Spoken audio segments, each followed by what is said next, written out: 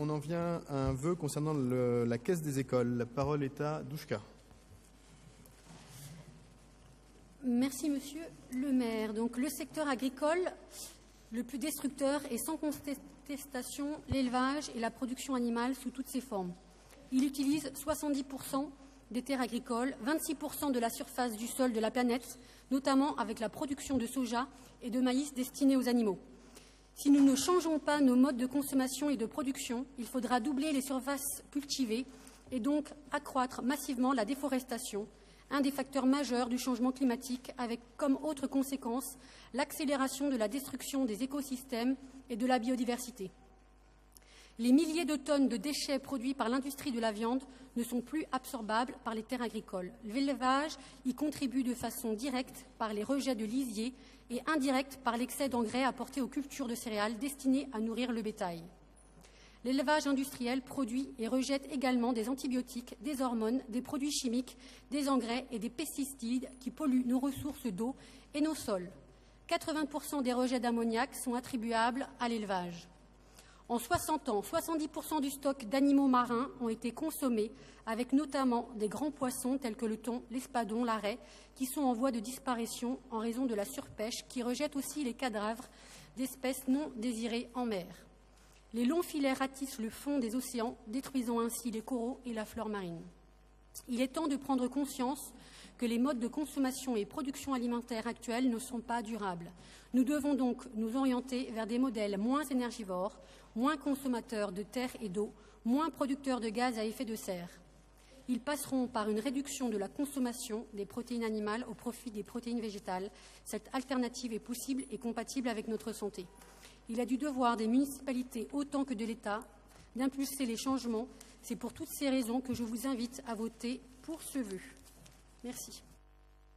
Si la parole est à Dominique Demangel. Oui, merci beaucoup. Comme on a déjà eu l'occasion d'en parler à plusieurs reprises, la Caisse des écoles du 18e s'est engagée depuis maintenant plusieurs années, notamment à l'occasion du renouvellement de la DSP, à la fois dans une politique de qualité, mais également dans une politique qui prend en compte les objectifs du plan de développement durable et notamment une politique d'approvisionnement, la politique de circuit court notamment pour les fruits et légumes, une politique en ce qui concernait, je le disais tout à l'heure, les poissons de pêche raisonnée, c'est-à-dire de pêche qui préserve la reproduction des espèces. Par ailleurs, nous avons déjà, depuis le dernier contrat, mis en place un menu végétarien qui, tous les 15 jours, tous les 2 semaines, et nous avons déployé avec le délégataire, parce que c'est un travail aussi important d'explication et de communication, à la fois vis-à-vis des familles et vis-à-vis des enfants, mais aussi de recherche d'une diversité de produits, d'une diversité de menus.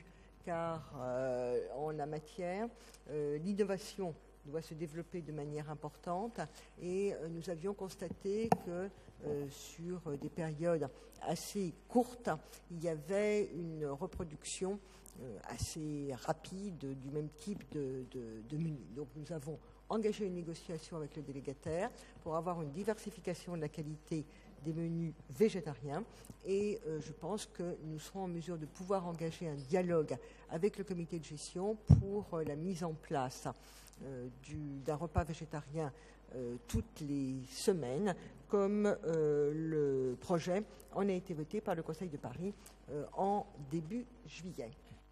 Je vous incite à voter effectivement ce vœu qui rentre parfaitement dans le cadre du plan de développement durable qui a été arrêté pour 2015-2020 par la ville. Merci beaucoup. Il s'agit évidemment de faire en sorte que la Caisse des écoles puisse, dont c'est la responsabilité, puisse évoquer l'ensemble de ces sujets. Est-ce que le vœu ainsi amendé appelle des interventions?